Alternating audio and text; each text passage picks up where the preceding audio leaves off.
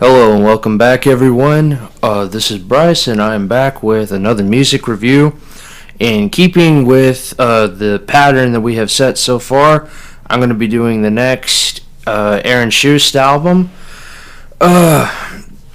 This is his third album. This is the album Takeover. This was produced in 2009 by Brash Music.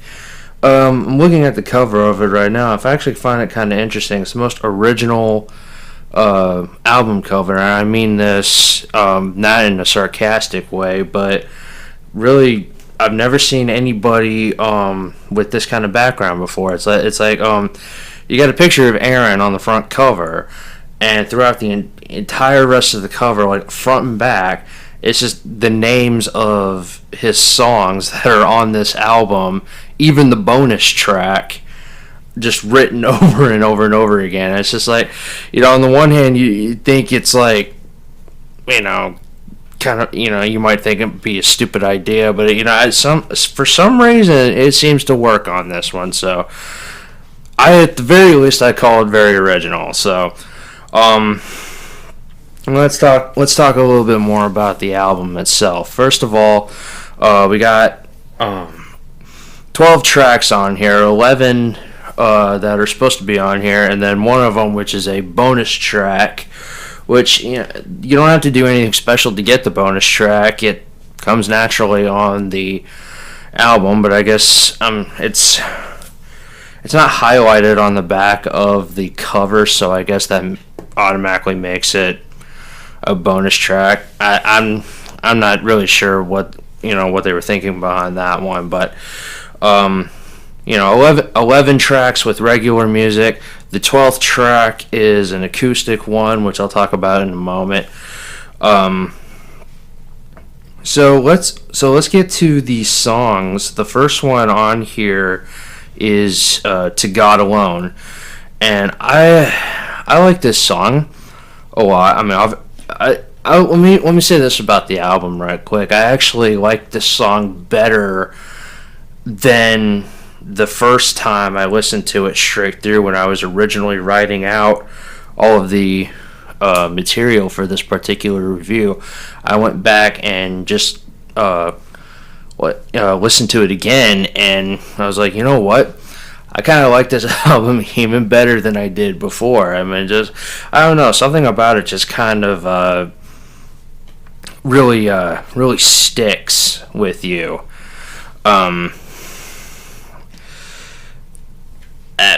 That's really the best way I know how to describe it. So let's enough out of me. Let's get to the songs. We got "To God Alone." That's the first one on the track, and this song really, the first time I heard it, or really, sat down, and paid attention to it, really spoke to me, because like the lyrics of this song really describe my personal life. If I can quote you the first verse, "Can you take me by the hand? Can you use me as I am? Break me into who you want me to be. When the time is finally right, will you open up my eyes?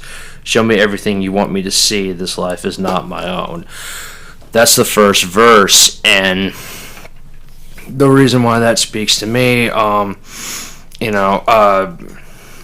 and I, we do the best we can to keep this site up, but unfortunately we do have work. We have to make a living, and I can't speak for him, but for me, sometimes I feel trapped at my job, and like I'm not, I feel like I'm just spinning my wheels sometimes. But what that particular verse kind of reflects my thoughts. Is it time for me to get up and leave my job now? Is it time for this? Is it time for that, or whatever? You show me this, whatever my questions might be. But then, what it really all boils down to is that no matter where you are in your life, God is going to get the glory in it at all. He should get it from you, but no matter what happens, God will receive the glory in it somehow, some way. He will get it, and that is a promise. So I don't know. I like that song. But let's move on to the second track. It's "Come and Save Us." This song, to me it feels kind of short. Like it's only a couple minutes as opposed to like 3.5. It's just a short little song about humbleness and need, which are no small things to cover. But Aaron, if I can like quote out of the lyric book right quick, Aaron actually sees this song as kind of an Old Testament plea. He says in the lyric book, that Old Testament plea being, "Father, come and save us. If we could see behind the veil." The good news in the New Testament is this: it's all been done. Jesus the Messiah has come, and everything he did for love. I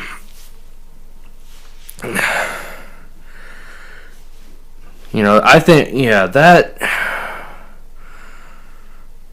I mean, that goes along with the lyrics of the song. I don't have time to quote all the lyrics right now, but I mean, it just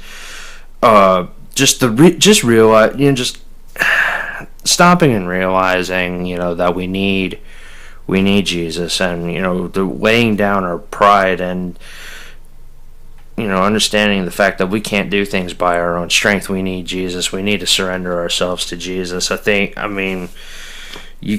think you can have enough songs of that, because without that, I don't really know that you can really get the rest of it.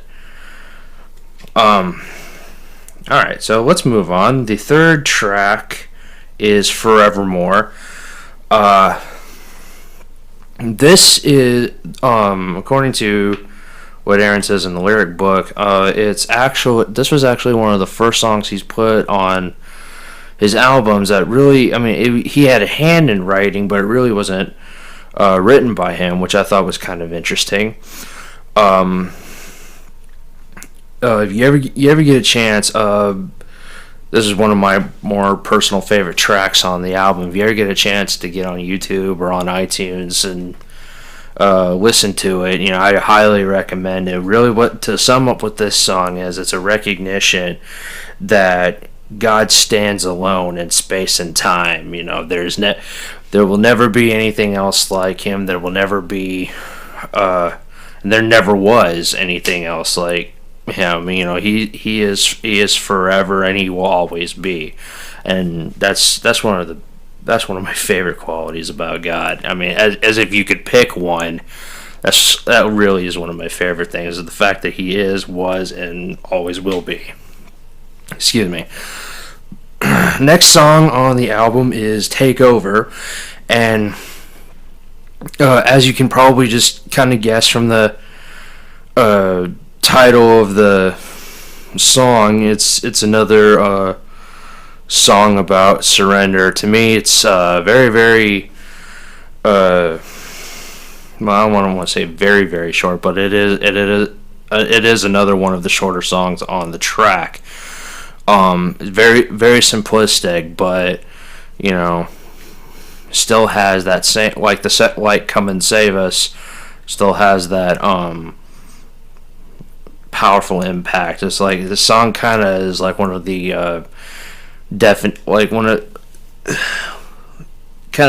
when you hear the phrase "big things come in small packages," that's where this song falls into that category. Alright, so apparently that song was inspired from a bumper sticker. I don't want to spend my whole time quoting from the lyric book. My suggestion is buy a hard copy of the CD and look in the lyric book for yourself, and actually find a little interesting story behind that.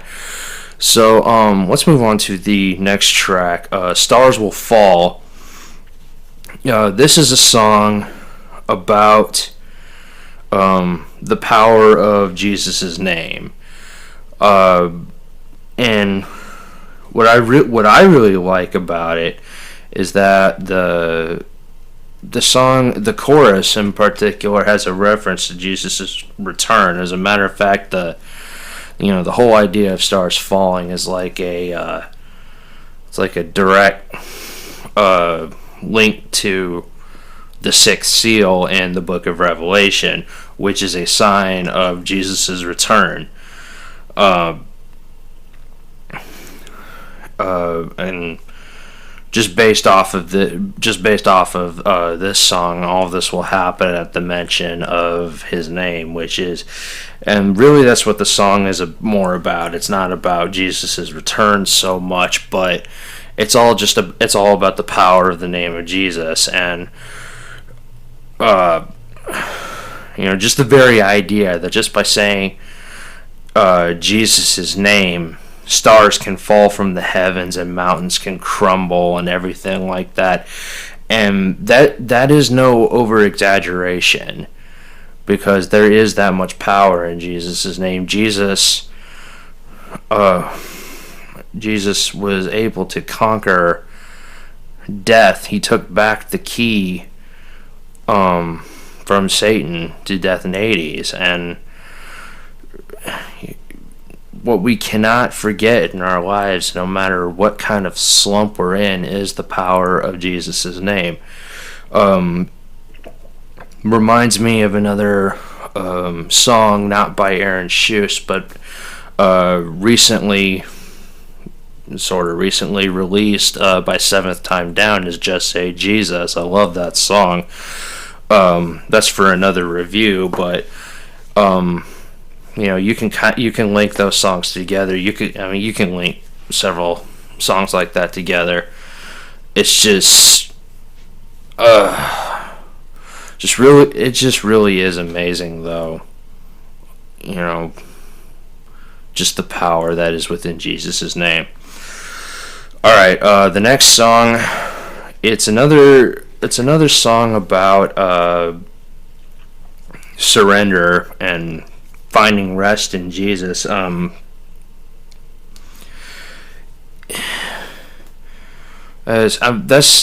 album so far seems to be like kind of on that pattern. Like, it's just the overall theme seems to be about surrender so far.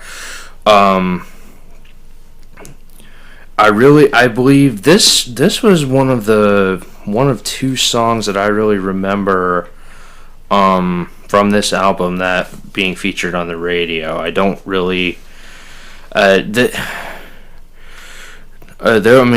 back in the day, it was like, you hear songs on the radio, but you don't really know what album they're from. You don't even necessarily know who they're from, because your local radio station won't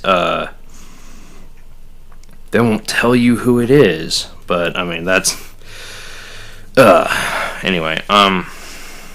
But what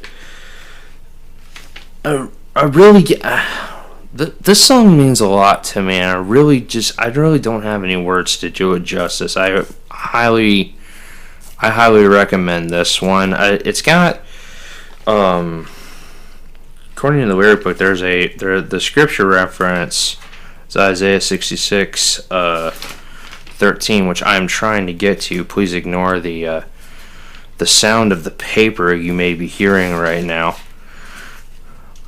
I kind of forgot about this, so I forgot to turn to it. I'm sorry for the unprofessionalism. All right. Oh yes, that is perfect. Isaiah 66:13 says, "As a mother comforts her son, so I will comfort you, and you will be comforted in Jerusalem." More to the point, just as a mother, nurturing her child, that's how God will comfort us. You can just, like the other songs so far in this album that have talked about this theme, the fact that you can just kind of basically let your inhibitions go and just fall into the arms of God, and just know that He will carry you through everything. You can find rest in Him. It is to me, it gives me hope. It gives me just confidence to face life. I mean, there's really no other there's really no other way that I can think of that really expresses that, because I mean, it's just part of the love. It's just part of the love that God has for us. You know, He's always going to be there for us. He's not going to just feed us to the wolves, feed us to the lies of Satan, and just, you know, leave us to fend for ourselves. We have, as long as we put our faith and trust in Him, we have His, or we have, you know, we have His backing there. That's the way I was trying to say it. All right, let's go ahead and move on. The next song is "Live to Lose." "Live to Lose." I love that song title, because the main theme with this particular song, as you can probably imagine, is it's about counting all as lost when you are following Christ.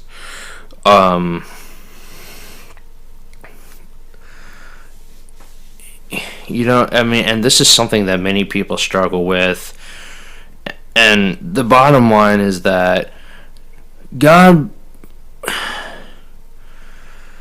you know, really depending on the scenario, God really is, you know, I don't want to say that God is never going to ask you to give up everything, because more times than not, He will. He certainly is asking you to give up of yourself. You know, being dead to sin, putting His will before your own, things like that. And it may come down to it in your Christian walk. It's happened a little bit with me so far, and it may happen for you, and having to actually give up physical things to really actually be closer to Christ. The way I look at it is, there for a little bit, before Coke made their push to get off of Planned Parenthood's list, and we had made the decision in the house to drop Coke. We'd also drop Pepsi and some other things, because they financially support Planned Parenthood. Well, before Coke came out with their statement saying that it was, you know, that it wasn't true and everything, I went through probably one of the longest days of my life at work, because Coke was Coke's been part of my life, been part of everybody's lives for so many years, that going without it was incredibly difficult. But the thing that I kept asking was, if it ultimately came down to it, is it worth giving up my relationship to God over a bottle of Coke, or really more for my case, Dr. Pepper or Melio? God, I love that stuff. But the answer was ultimately no. It was not worth it, because I love God more than those things, and it was not easy to give up the things I wanted, but I wanted God more. So if God were to ask me today, I want you to give this up forever, will you do it? Will you prove this to me that you love me? I can say with full confidence now, yes, I can give that up. And God was merciful enough to, like, the next day or the day or after or so, Coke came out with their statement, and it was like a sign of, all right, good job, kiddo, you passed the test, you can have your Coke back.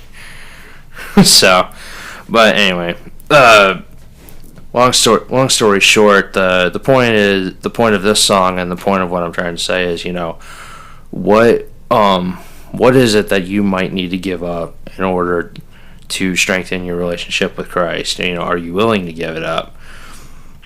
One other cool fact about this song, aside from the bonus track, it's slightly more acoustic than everything else. Probably, aside from the bonus track, the most acoustic track on the album.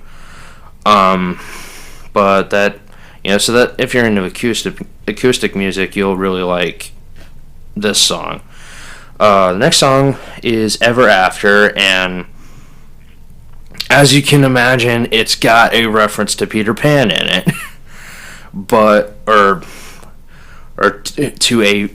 I just gave it away, but you would, thinking of a fairy tale, in this case, Peter Pan. The song, the main theme of the song is, about waking up to reality. Whether it's you yourself who has to wake up to reality, or you are the parent trying to, have that long dreaded talk with your child that, it's time to grow up. Which is why Peter Pan is absolutely perfect, because that's the whole thing of that story. We don't ever want to grow up, things like that.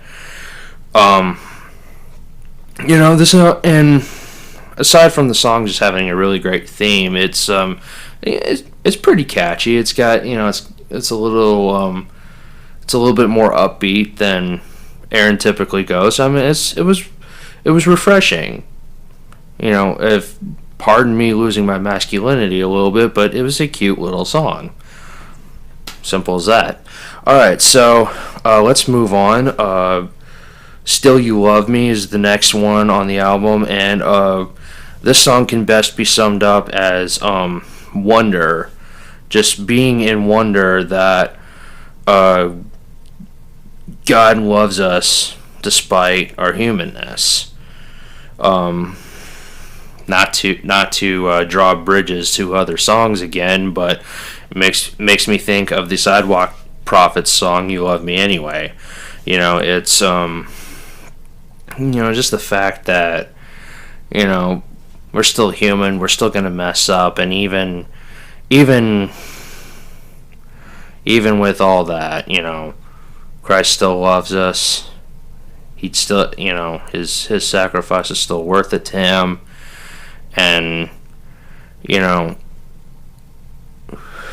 mean, it's hard for me to talk about it because I get a little choked up. But I mean, it's just it's something that we really don't deserve, and just the fact that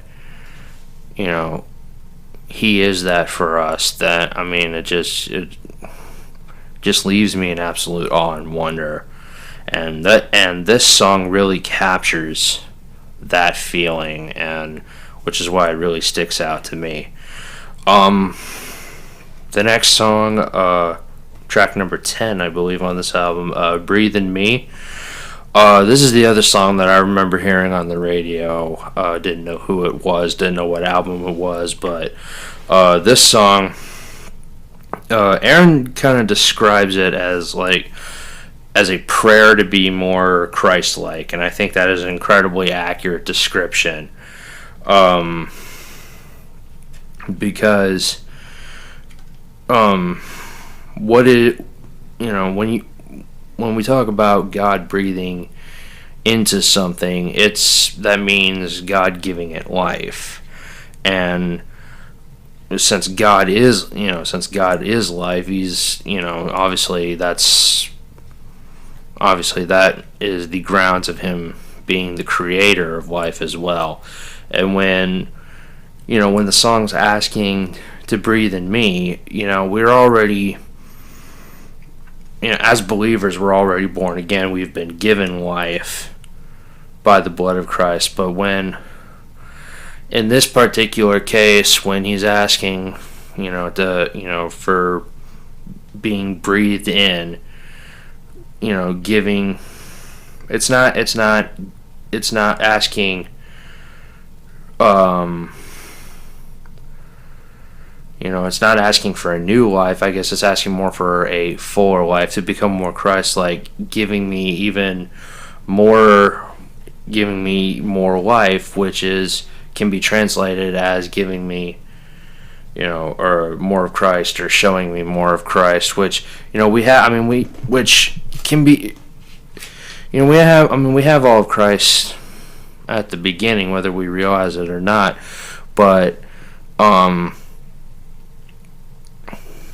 even still, God reveals himself, over his own time and things like that. So, so that's another way of looking at this song, as asking, asking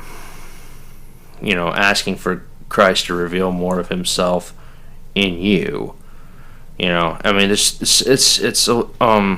several different ways to look at it, but it all boils back to, being given even more life to be made more Christ-like.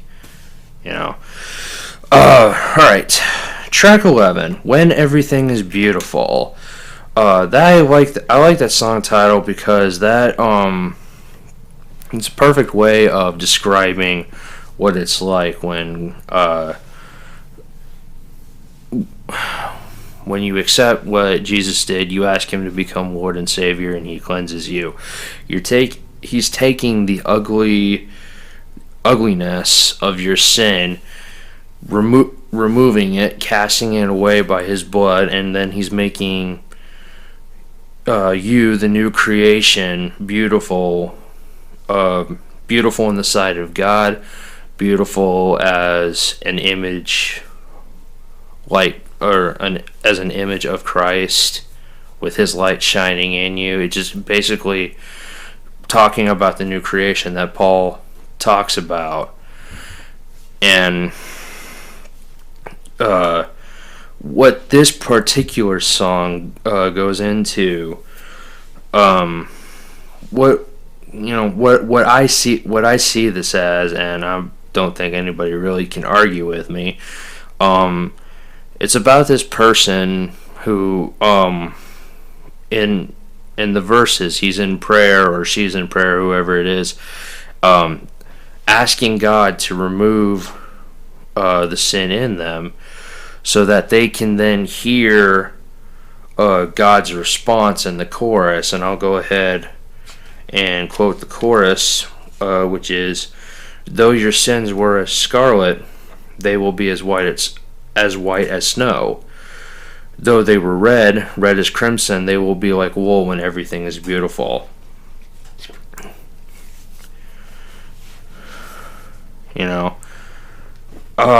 I think that really pretty much speaks for itself.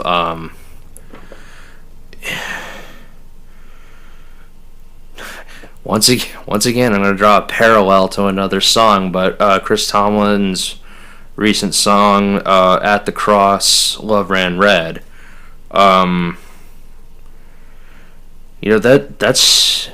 That's what Jesus does. He when he cleanses us with his blood, he's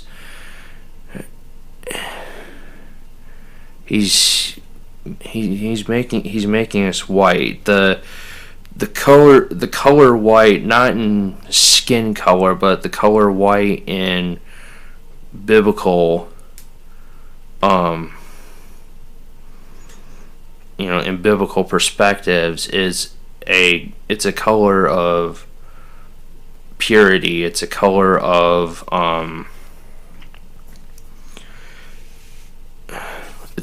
cleanness. It's when we have that sin burning on us before we become saved, we're not, it doesn't say that we're black with sin, saying that,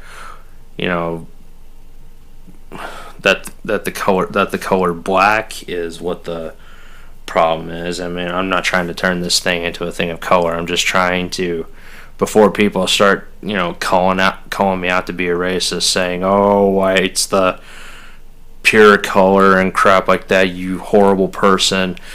What I'm saying is that we were all stained. We were all red because we were all stained with blood. The opposite. The opposite of the pure colored white is the stained color of red. The fact that we have blood on our hands for the things we've done to ourselves, the things that we did to God, and the things that we continue to do to each other. But with Jesus, when Jesus's blood is mixed with that, it's like it comes in and it's like an absorbent. It just takes all that. It's like the best kind of laundry detergent you could ever use on yourself. It's just like it just comes in, it takes all that away, and it's gone. It's like, if you got, like, say you got juice on your shirt or something, it goes up out of your shirt, and then your shirt's not stained anymore. Your shirt's clean.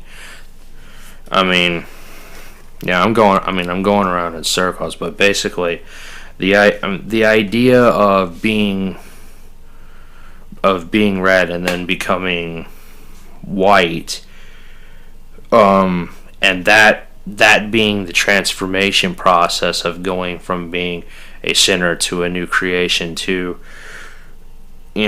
from being ugly and laid down with sin to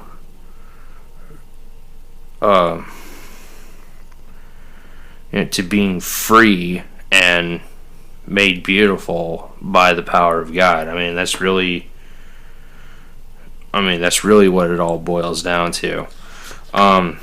Anyway, the last song on the album is "Carry Me Home." This is the bonus track, obviously, and it's the only pure acoustic track on the album, really, in my opinion. There's really not much to say about this one, as the name implies. It's about asking Jesus to carry you through all the things that you'll be going through in your walk. And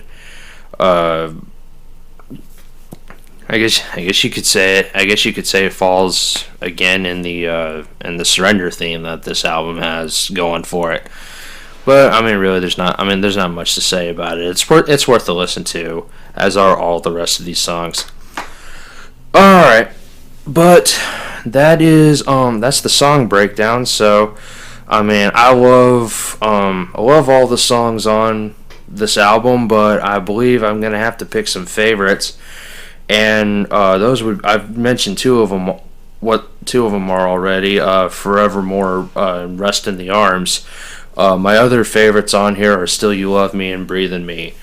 Can I just say, for the win on all of those? That is the nerd in me speaking out, but I really don't care. These songs in particular, but really this whole album,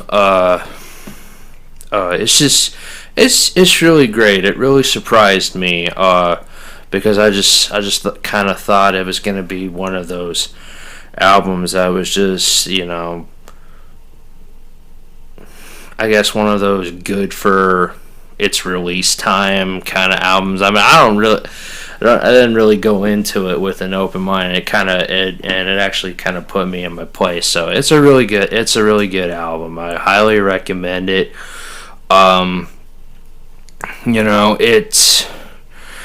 It's not like one of those albums that it's like one giant song where it just like flows really smoothly, but it doesn't really necessarily have to. The theme flows smoothly enough that you don't have to really have like special music transitions or anything like that. Really, none of them are open up to interpretation. None of the songs are open up to interpretation or anything like that. I would say, I mean, I don't do a rating system with these albums. But if I had to, if I had to give it a rating, I'd give it like a 9.7 out of 10 or something like that. I mean, I'm not saying it's the greatest album ever made or anything like that, but I mean, it's definitely worth a read. Fork out the 10 to 15 bucks that you're gonna need to buy it, or however much CDs cost nowadays. Fork it out and buy it, because it is worth the listen to. All right, you guys. I'm gonna go ahead and sit here and try to wrap this up. I'm already at 35 minutes, so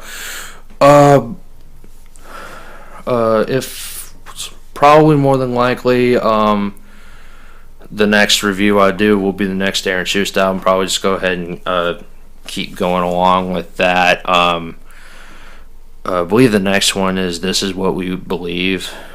I believe that's the name of it.